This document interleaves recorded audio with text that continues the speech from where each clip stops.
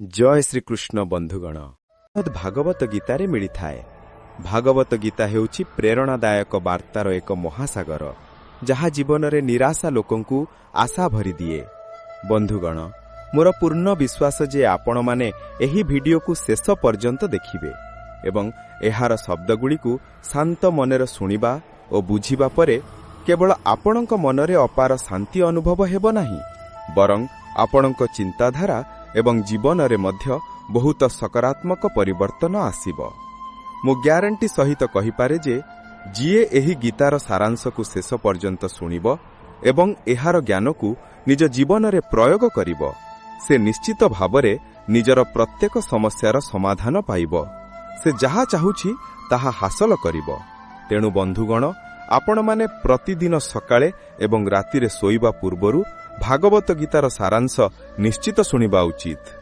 भगवान श्रीकृष्ण श्रीमद् भागवत गीतारे कहन्ति, जी एही गीता शास्त्र को विश्वास सहित अध्ययन करे, सुने एवं ध्यान करे और दोष मुक्त हुए, से समस्त पापरु मुक्त होई मोर परम धाम प्राप्त करे। बंधुगण सेथिपई एहा मध्य कुहा जाए जे जेउ घरे प्रतिदिन श्रीमद् भागवत गीतार पाठ पढ़ा जाए एवं सुना जाए, सेही घरे केबे भी कौनसी संकट बा असुविधा आसे नाही। भगवान श्रीकृष्णंकर आशीर्वाद सबुबेले सेही घर एवं जीवन उपरे रही थाए।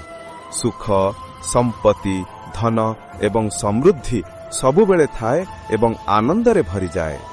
बंधुगण कुरुक्षेत्र युद्ध क्षेत्र रे महाभारतर भयंकर युद्धर आरंभरे अर्जुन युद्ध क्षेत्र रे युद्धर इच्छा नहीं आसीथिबा निजर परिवार वैवस्य भाई बंधु एवं शिक्षक मानंकु चारिआडे देखि भयभीत होई जांती, निराश और हताश हुअंती। से अत्यंत दुखित होई निजर दुख एवं द्वंद्व श्रीकृष्णंक सम्मुखरे प्रकाश करंती। अर्जुन कहंती, हे केशव मु एही युद्ध किपरि लढिबी? एही युद्ध क्षेत्र रे युद्ध पई एकत्रित होइथिबा एमान समस्ते मोर निजर लोक, मु किपरि युद्ध करिबी? मु भीष्म पितामह एवं गुरु द्रोणाचार्यंक सहित लढिबी, कारण उभय मोर पूज्य गुरुदेव। तेणु एही गुरुमानंकु हत्या करिबा अपेक्षा भिक्षा मागी बंचिबा भल।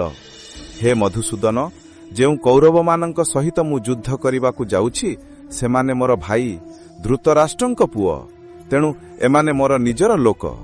समस्तंकु हत्या करिबा अपेक्षा मु सन्यासी हेबा भल।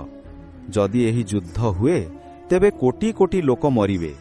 एही युद्धरे मृत सैनिक और योद्धांक स्त्री मानंकर कांदन हेब। ना कृष्ण, मु एही युद्ध करि परिबि नाही। मु मो परिवार को नष्ट करी किपरि खुशी होई परिबि? हे कृष्ण, मु किछि बुझी पारु नाही।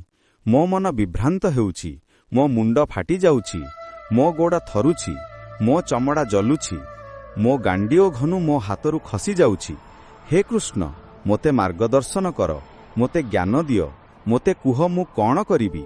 अर्जुनंको एही दयनीय अवस्था देखि भगवान श्रीकृष्ण अर्जुनंकु श्रीमद् भागवत गीतार सेही दिव्य और अलौकिक ज्ञान प्रदान करिथिले, जहा केवल अर्जुनंको पाई नुहे हजार हजार वर्ष धरि मध्य मानव जाति पाई मार्गदर्शक होई रहिछि।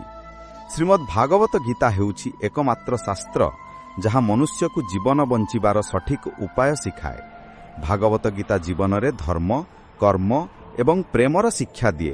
तेणु आमे प्रतिदिन श्रीमद् भागवत गीता अध्ययन करिबा उचित। अर्जुनंक द्वंद्व और संदेह देखि भगवान श्रीकृष्ण अर्जुनंकु कहिले, हे अर्जुन, तुमे जाने अत्यंत ज्ञानी पुरुष परि कथा कहूच, किंतु जीए प्रकृतरे ज्ञानी से एही परि दुख और शोक करंती नाही। तुम हातरे किछि नाही, तुमे चाहिले भी किछि नियंत्रण करि परिबा नाही। जीवन और मृत्यु प्रकृतिर नियति, एही समस्त लोक प्रकृतरे मो द्वारा हत्या हेबे। तुमे केवल एक माध्यम, सेथिपाई जे ज्ञानी से काहार मृत्युरे खुशी हुए नाही। जणे ज्ञानी लोक कांदे नाही, से अतीत पाई शोक करे एवं भविष्यत विषय रे चिंता करे। सेथिपाई जहा हेबाकु जाउछि ताहा हेबो एवं जहा हेबाकु नाही ताहा केबे हेबो नाही।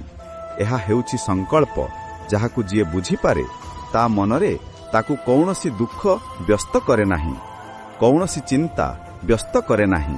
हे अर्जुन, किए तुमर निजर एवं किए अपरिचित ତାହା ବିଷୟରେ ଚିନ୍ତା କର ନାହିଁ।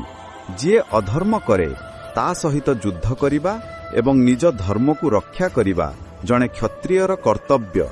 ଅଜ୍ଞାନ ତୁମକୁ ମୁକ୍ତି ଦେବ। ତୁମର ଏହି ମନର ମୋହ ତ୍ୟାଗ କର, ନଚେତ୍ ସାରା ବିଶ୍ୱ ତୁମକୁ ନିନ୍ଦା କରିବ। ଆଜି ଯଦି ତୁମେ ଯୁଦ୍ଧ ନ କର, ସାରା ବିଶ୍ୱ ତୁମକୁ ନପୁନୁଷକ ଓ କାପୁରୁଷ କହିବ। ଏଠାରେ କଥା ଅନ୍ୟ କାହାର ନୁହେଁ। ଏଠାରେ ଧର୍ମ ଏବଂ ଅନ୍ୟାୟର ପ୍ରଶ୍ନ। ଯଦି ତୁମେ ଭୁଲକୁ ସହ୍ୟ କର ଏବଂ ଏହାକୁ ଶେଷ ନ କର, ତେବେ ଭୁଲ କରୁଥିବା ଲୋକ ଅଧିକ ଶକ୍ତି ପାଇବ ଏବଂ ଆହୁରି ଅଧିକ ଅନ୍ୟାୟ କରିବ। ତେଣୁ ତୁମର ମୋହ ତ୍ୟାଗ କରି ଯୁଦ୍ଧ କର। ଭଗବାନ ଶ୍ରୀକୃଷ୍ଣ ଶ୍ରୀମା ଭାଗବତ ଗୀତାରେ କୁହନ୍ତି, ହେ ଅର୍ଜୁନ, ଏହି ଜଗତ ମୋର ମାୟା। ଏହି ଜଗତ ମୋଠାରୁ ଜନ୍ମ ହୋଇଛି। ମୁଁ ହିଁ ଏହାକୁ ପୋଷଣ କରେ ଏବଂ ମୁଁ ହିଁ ଏହି ସୃଷ୍ଟିକୁ ନଷ୍ଟ କରେ।